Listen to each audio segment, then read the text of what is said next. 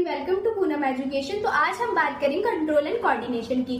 जो हम daily life में कंट्रोल एंड कोऑर्डिनेशन पढ़ते हैं उसका मतलब साइंस में उसका मतलब ये बिल्कुल नहीं है। अगर हम साइंस के तरफ से कंट्रोल एंड कोऑर्डिनेशन का मतलब समझे तो कंट्रोल का मतलब होता है this refer to the ability to regulate and maintain internal condition such as blood pressure, blood sugar. मतलब जो हमारे अंदर के इंटरनल जो कंडीशन है जिसको हम ब्लड प्रेशर और ब्लड शुगर जो भी बोल सकते हैं, तो उसको कैसे मेंटेन और कैसे कंट्रोल करना है वो हमारा साइंस की लैंग्वेज में कंट्रोल होता है। इसका मतलब अगर हम बात करें कोऑर्डिनेशन की, तो कोऑर्डिनेशन होता है कि मतलब हमारे जो सारे बॉडी पार्ट है वो साथ मिलके अपना काम बांटते हैं, दैट इज कॉल्ड कोऑर्डिनेशन। हम इस कोऑर्डिनेशन से समझ आ रहा है कि हाँ भाई कोऑर्डिनेट कर काम बांटना। तो अगर हम इंग्लिश में इसका थोड़ा डेफिनेशन देखें तो this refer to the working together of different part of the body to perform a specific task. मतलब बॉडी पार्ट का एक साथ मिलकर स्पेसिफिक टास्क परफॉर्म करना, दैट इज कॉल्ड कोऑर्डिनेशन।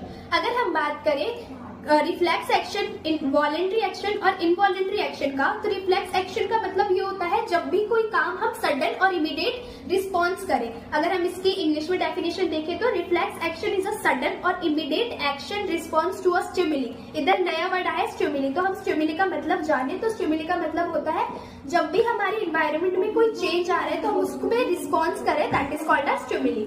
ठीक है, तो रिफ्लेक्स एक्शन का मतलब होता है कोई भी सडन और इमीडिएट रिएक्शन हमारे रिफ्लेक्स एक्शन होता है। जैसे कोई भी गर्म चीज से अपना हाथ हटाना, that is called reflex action. ये इसका एग्जांपल था। अगर हम बात करें वॉलेंट्री एक्शन की तो वॉलेंट्री एक्शन का मतलब होता है जो भी सारी मूवमेंट जो हमारी तरफ से कंट्रोल, हम उसे कंट्रोल कर सके, ये होता है हमारा वॉलेंट्री एक्शन। वॉलेंट्री एक्शन जैसे हमारा वॉकिंग हो गया कि हाँ भाई हमें चलना है, नहीं चलना वो हमारी मर्जी है, तो ये क्या हो गया वॉलेंट्री एक्शन जिसको हम कंट्रोल कर सकते हैं। अगर हम बात करें इनवॉलेंट्री एक्शन की, तो इनवॉलेंट्री एक्शन होता है जो हम कंट्रोल नहीं करते, जो हमारा ब्रेन और जो स्पाइनल कॉर्ड कंट्रोल करती है। जैसे ब्रीथिंग, हम कोई आइडिया नहीं लगा सकते कि हमारी सांसें कब रुक जाए। तो that is all the basic term of science in control and coordination. So I hope this is very useful for you all. Thank you so much.